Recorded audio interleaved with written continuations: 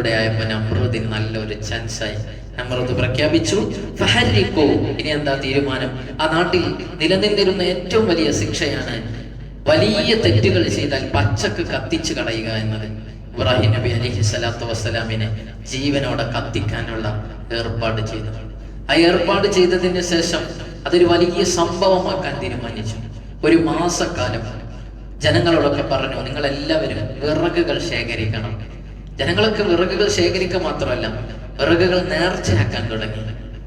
ഒരു വലിയ പുണ്യകാര്യമാണല്ലോ ചെയ്യാൻ പോകുന്നത്. ഞങ്ങളുടെ ആരാധ്യ വസ്തുക്കൾക്കെതിരെയൊക്കെ പോരാടിക്കൊണ്ടിരിക്കുന്ന ഒരുത്തനെ പച്ചക്ക് കത്തിക്കാൻ എല്ലാവരും കോപ്പ് കൂട്ടി. ഒരു മാസക്കാലം രോഗികളായ ആളുകൾ അവരുടെ രോഗം മാറുന്നതിനൊക്കെ വലിയ വലിയ അമൗണ്ട് ഇതിലേക്ക് ചിലവഴിച്ചു എന്നാണ് ചരിത്രം പറയുന്നത്. വലിയ വലിയ കെട്ട് വിറകുകൾ അവര് ശേഖരിച്ച് വലിയ തീക്കുണ്ടാരം ഉണ്ടാക്കി. ഭീമാകാരമാകുന്ന വലിയ തീക്കുണ്ടാരം. ആ തീക്കുണ്ടാരത്തിന് തീ കൊളുത്തി 4 അഴലത്ത് പോലും ആളുകൾക്ക് നിൽക്കാൻ കഴിയുന്നില്ല. അത്ര മാത്രം ശക്തമായ തീ. എങ്ങനെ ഇബ്രാഹിം നബി അലൈഹി സ്വലാത്തു വസ്സലാമിനെ അതിലേക്ക് എറിയും?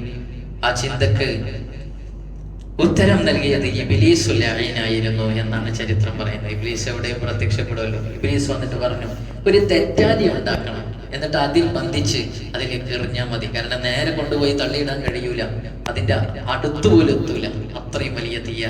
അങ്ങനെ ഒരു തെറ്റാലി മഹാനായ സയ്യിദുനാ ഇബ്രാഹിം നബി അലൈഹിസ്സലാമിനെ ബന്ധിക്കുക.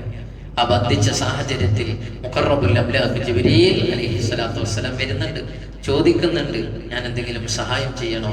ഫഅമ്മാ ഇലൈക ഫലാ ഹാജ, എനിക്ക് ആവശ്യമൊന്നുമില്ല, എന്റെ കാര്യം അല്ലാഹുവിലേക്ക് ഞാൻ തവക്കലാക്കിയിട്ടുണ്ട്. പടച്ചോൻ അറിയാമല്ലോ ഞാൻ മാത്രമാണ് അവനെ അംഗീകരിച്ച് മുസ്ലിമായി ഇവിടെ ജീവിക്കുന്നത് എന്ന്. ഞാനും കൂടി ഇല്ലെങ്കിൽ ഈ ഭൂമി ലോകത്ത് ഇസ്ലാം നാമാവശേഷമാവാൻ പോവുകയാണ്. അള്ളാഹുവിനെ ഞാൻ ഏൽപ്പിച്ചിട്ടുണ്ട്. മീകായിൽ അലൈഹിസ്സലാത്തു വസ്സലാം വരുന്നുണ്ട്, ഞാനൊരു നല്ല ശക്തമായ മഴ വർഷിപ്പിക്കാം, എനിക്ക് ആവശ്യമില്ല, അള്ളാഹുവിലേക്കല്ല ഞാൻ പരമേൽപ്പിച്ചിട്ടുണ്ട്. ഹസ്ബി അല്ലാഹു വ നിഅമൽ വകീൽ, ഇത് മുഅ്മിനിന്റെ ഏറ്റവും വലിയ ദുആയാണ്. അള്ളാഹുവിലേക്ക് ഞാൻ എല്ലാം അർപ്പിച്ചിട്ടുണ്ട്.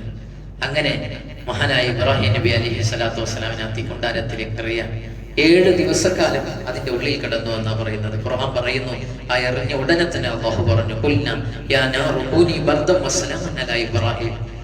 അതിനകത്തേക്ക് എത്തുമ്പോൾ ഇബ്രാഹിം നബി അലൈഹി സ്വലാം നല്ല എയർ കണ്ടീഷൻ സംവിധാനമാണ്.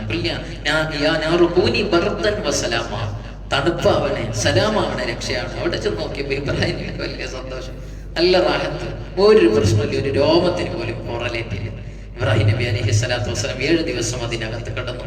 പുറത്തേക്ക് വരുന്ന അവസരത്തിൽ നമ്രൂദൊക്കെ ഇങ്ങനെ നോക്കി നിൽക്കുക. ഇതൊക്കെ അണച്ചതിന് ശേഷം ഒരു കരിക്കട്ടയായ ഇബ്രാഹിമിനെ ഇങ്ങനെ പുറത്തെടുക്കണം. ഒന്നും നടന്നില്ല. അത്ഭുത സ്തബ്ധരായി പോയി ആളുകൾ. നമ്രൂദിന്റെ മകള് ചോദിക്കുന്നുണ്ട് നമ്രൂദിനോട്, അല്ല കണ്ടില്ലേ ഇബ്രാഹിമിന്റെ റബ്ബ് ഇബ്രാഹിമിനെ കൊണ്ട് പ്രവർത്തിച്ചത്, നമുക്ക് മുസ്ലിം